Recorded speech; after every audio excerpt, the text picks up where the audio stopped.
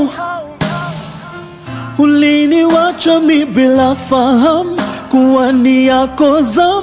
Angalau ungeniambia eti unakam, nitulize hamu wangu wa dhati. Hey, tamaa zangu zimenikwamia mikononi, labda huu ni mwisho wa dunia.